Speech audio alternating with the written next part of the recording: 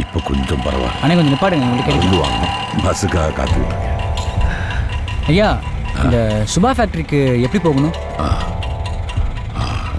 இப்படியே போங்க நேரா பிசாங்கை பக்கமா 3வது சந்தில் திரும்புங்க. ஓ 3வது அண்ணா, ஸ்ட்ரைட்டாக போய் 3rd லெஃப்ட்ண்ணா. ஏப்பா உன் இடத்துல இருக்கிற ஃபேக்ட்ரிக்கு எந்த பயிலுக்கும் நீ வழி சொல்லிக்கிட்டு இருக்க. புள்ளன்னு சொத்தெல்லாம் வித்துட்டு இப்படி நடுத்தரில் உட்காந்துருக்குற.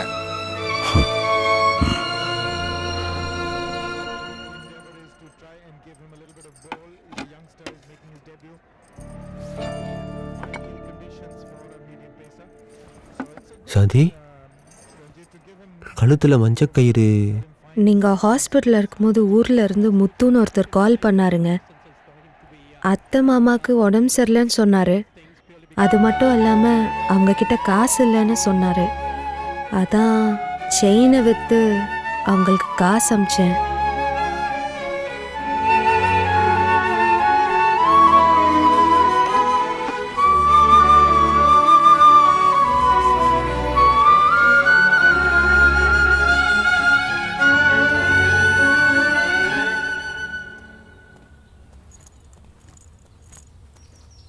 என்ன தம்பி, வேலை கிடச்சிருக்காத?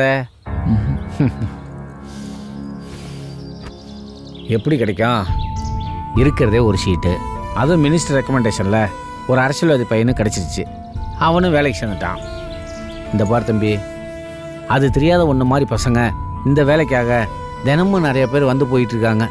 உன்னை மாதிரி இளைஞரெல்லாம் பார்க்கும்போது எனக்கு ரொம்ப பயமாக இருக்குது தம்பி. உன்னை மாதிரி எனக்கும் ஒரு பையன் இருக்கான். நல்லா படிப்பான், எல்லா பாடத்துலேயும் மொதல் மார்க் வாங்குவான். அவனை படிக்க வைக்கிறதுக்காக நாங்கள் எவ்வளோ கஷ்டப்பட்டோம் தெரியுமா? நாங்கள்லாம் ஆடு மாடு வச்சு பொழப்பு நடத்தினவங்க தம்பி.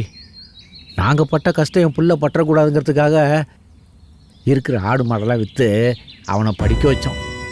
எந்த ஆடு மாடை விற்று படிக்க வச்சனோ அதுக்கு வேலையும் கிடைக்கல. அந்த ஆடு மாடை திரும்ப வாங்குகிற அளவுக்கு என்கிட்ட காசு பணமும் இல்லை. அதனால தான் இந்த வாட்ச்மேன் வேலைக்கு சேர்ந்து வேலை தேடிட்டு இருக்கிறேன். என் பையனுக்கு மாதம் மாதம் பணம் அனுப்பிட்டு இருக்கேன் தம்பி. உன்ன மாதிரி பசங்க இங்கே வந்துட்டு போகிறத பார்க்கும்போது வேலை கிடைக்கும் நம்பிக்கை இல்லை. ஆனால் என் பையன் மட்டும் அவன் படித்த படிப்புக்கு என்னைக்காவது ஒரு நாள் வேலை கிடைச்சிரும்னு அவன் நம்பிக்கையோடு இருக்கான் தம்பி.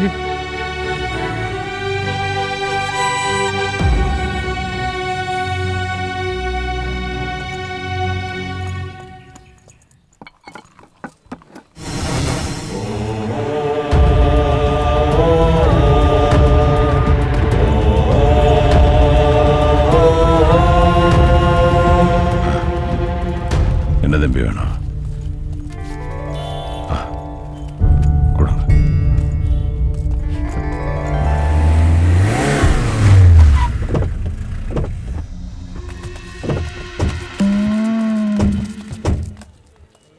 ஐயா,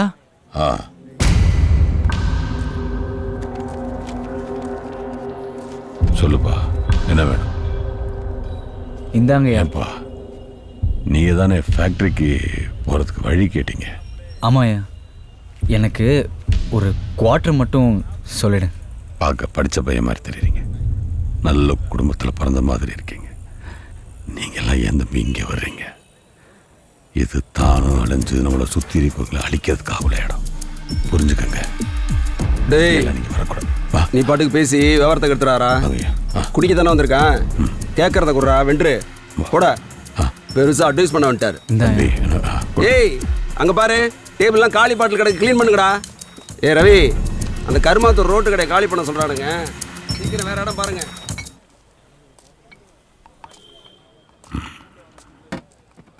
தம்பி, சாப்பிட என்ன வேணும்? எதுவும் வேணாம்.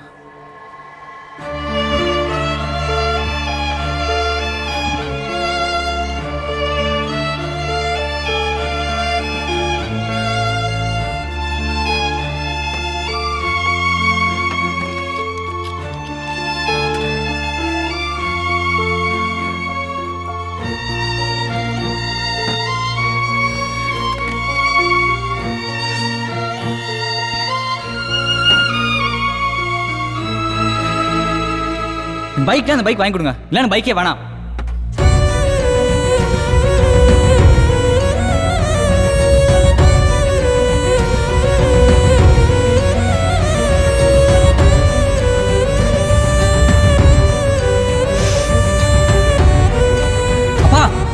அம்மா சொன்னதுல என்ன தப்பு இருக்கு?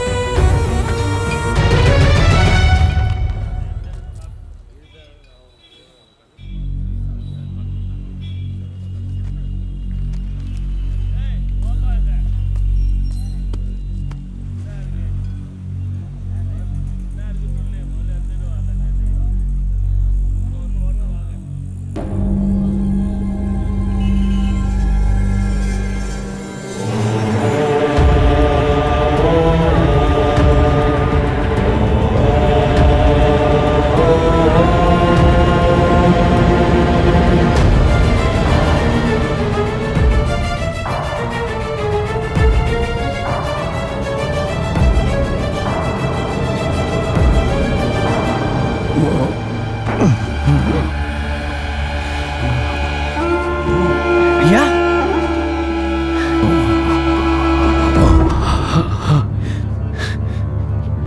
ஐயா என்னையாச்சு? ஐயா என்னையாச்சு? இவருக்கு என்னாச்சுன்னு தெரியலையே. ஐயா இங்க பாருங்கய்யா. ஐயா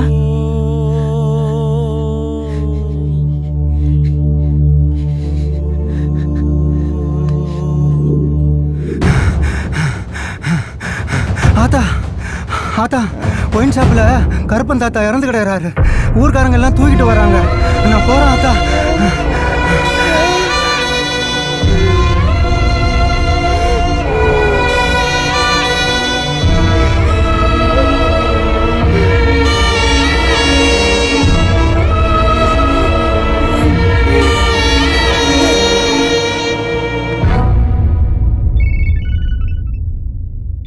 சாந்தி, போன்ல யாருன்னு பாரு.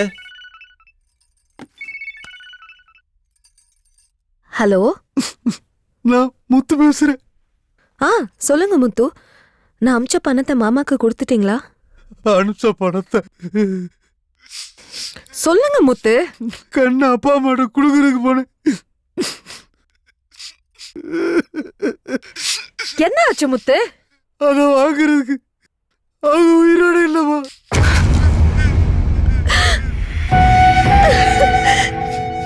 இறந்துட்டாங்களா?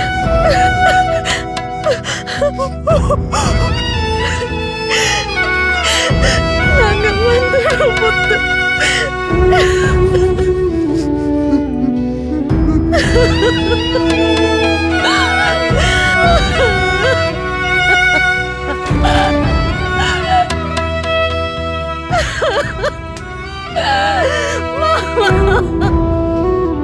சாந்தி,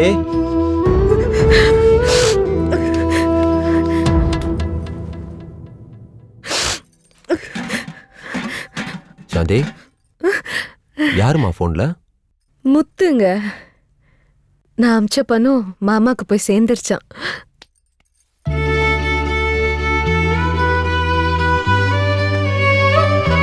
சாந்தி, நீதான் பணம் அனுப்புன்னு தெரிஞ்சுன்னு வச்சுக்கோ, எவ்வளவு சந்தோஷப்படுவாங்க தெரியுமா? எங்க நம்ம மாமாவையும் அத்தையும் போய் பார்க்கலாமா?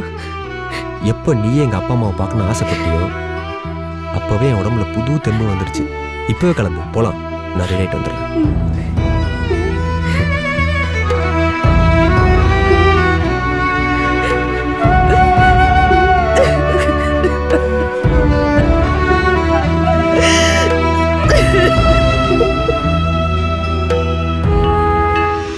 எங்கே வந்துட்டீங்க? நாங்க வந்துட்டு இருக்கோம், நீங்க கால் பண்ணாதீங்க. சரிங்க. யாருமா ஃபோனில்? நம்ம பையன்தாங்க. ட்ரை பண்ணா கிடைக்கல. ஓ சரி, நான் கொஞ்ச நேரம் முன்னாடி உட்காந்துக்கிறேன், நீ பின்னாடி உட்காந்துக்கிறியா? சரிங்க.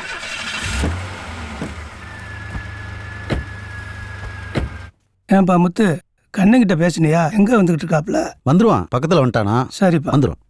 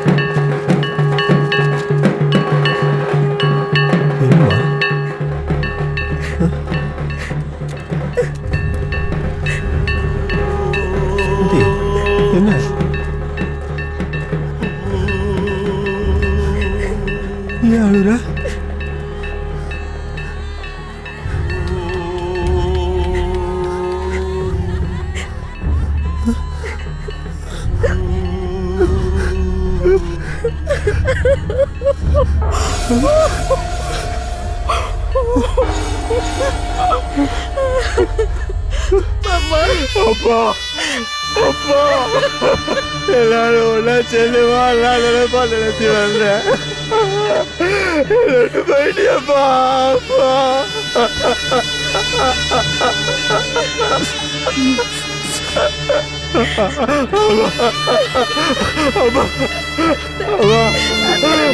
எனக்கு மட்டும் இப்படிதான் நடக்குது.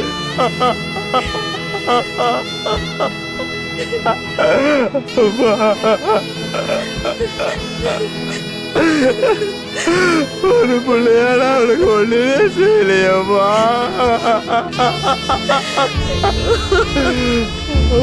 எங்களை விட்டு போயிட்டியம்மா.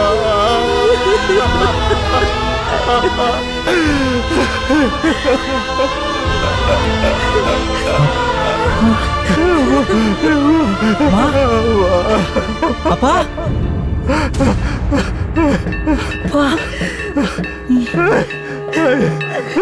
நீங்க எப்படி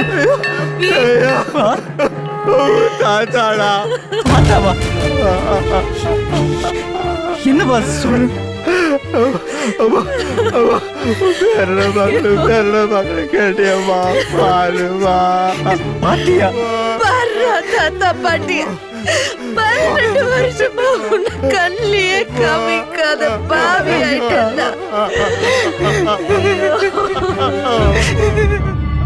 ஐயா குவார்டர் மட்டும் சொல்லிடு. கையாலே வாங்க சொல்லி நானே கொண்டுட்டேன் தாத்தா.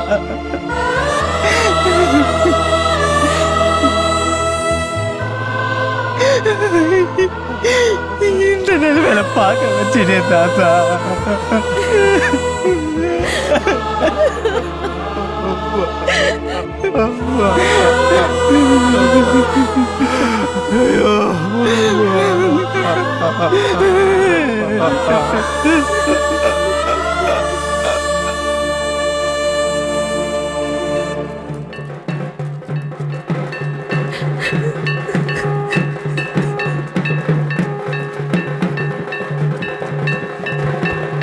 என்ன பத்த ஐயா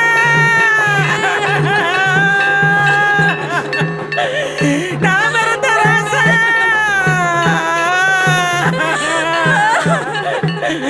நான் மறந்த எம்பரப்பே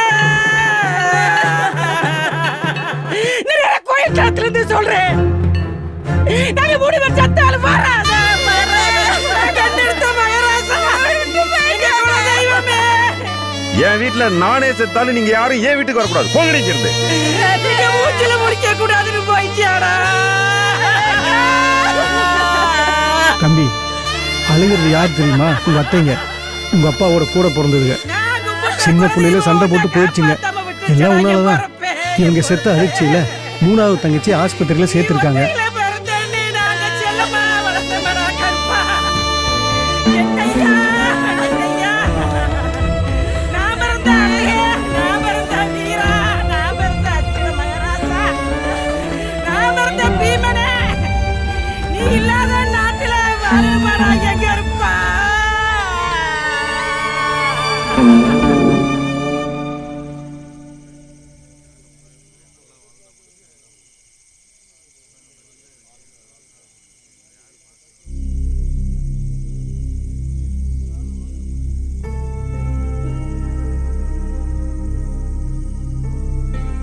தம்பி, இதுவரையிலும் உனக்கு கடைசியா இருந்த சொந்தமே உங்க அப்பாவும் அம்மாவும் தான். நீ இப்ப போயிட்டீன்னா எப்ப திரும்ப வருவேன்னு தெரியல. அப்படியே வந்தாலும் நான் உயிரோடு இருப்பேன்னு தெரியல. உங்க தாத்தன் உங்க அப்பா நல்லா இருக்கணும், சந்தோஷமா இருக்கணும்னு சொத்து சேர்த்து வச்சாரு. ஆனா உங்க அப்பா உன் சந்தோஷத்துக்காக இருந்த இடத்தையெல்லாம் வித்துட்டாரு. மிச்சம் இருக்கிறது உங்க பாட்டனோட கல்லறை தோட்டம் மட்டும்தான். உன் தாத்தா என்ன நினைச்சாரோ தெரியல. தான் சாகிறப்ப அன்னைக்கு என்ன இங்கே தான் புதைக்கணும்னு சொல்லிட்டாரு. உங்க அப்பா எந்த கஷ்டத்திலும் இந்த இடத்த மட்டும் விற்கல. அந்த பத்திரத்தை என்கிட்ட கொடுத்து வச்சிருந்தாருப்பா. இந்தா.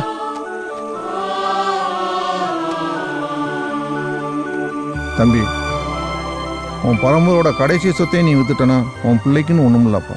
இங்கே பார் தம்பி, ஏற்கனவே விட்டுட்டு போன பூமியில் ஏதோ வந்துச்சுன்னு அதை காப்பாற்றுறதுக்காக போராடுறவங்களும் அதை ஒடுக்குற போலீஸும் அதற்கு ஆர்டர் கொடுக்குற அதிகாரிகள் ஒவ்வொருத்தரும் நம்ம மண்ணிலிருந்து போனவங்க தான். இப்படியே நமக்கு நாமே அடித்து செத்துட்டு இருந்தா இருக்கிற இடமும் போயிடும். அவங்கவுங்க தன்னோட தாய் பூமிக்கு திரும்பி வந்தாலே போதும், மிச்சம் இருக்க பூமியாவது காப்பாற்றலாம். சரி தூங்குங்க, வெளில நான் பால் ஊற்ற போகணும். வர்றேன்ப்பா.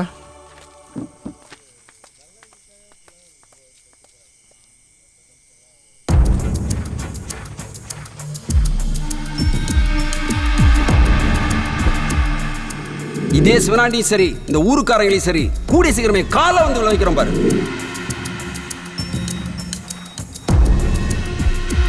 உங்கள் அப்பாவுடைய கடைசி சம்பள பணம். அந்த காலத்தில் உங்கள் பாட்டன் எங்கள் அப்பா சாராயங்காய்ச்சினார்னு ஊரை விட்டு ஒதுக்கி வச்சார். நாங்கள் ஒன்றும் கெட்டும் போல, நீ ஒன்றும் பெருசாகவும் வாழ்ந்துடல. இந்தா தம்பி, பணத்தை வாங்கிக்க. வாழ்க்கைங்கிறது ஒரு வட்டம், அது உங்கள் பாட்டனுக்கு தெரியல. இந்த பூமியவே சாமியா நினைச்சு வாழ்ந்துகிட்டு இருக்கோம். எல்லாருக்கும் சோறு போடுறதுக்காக ஏறு பிடிக்கிற இந்த கை வேற எதுக்காகவும் யாருக்கிட்டையும் கை ஏந்தாது.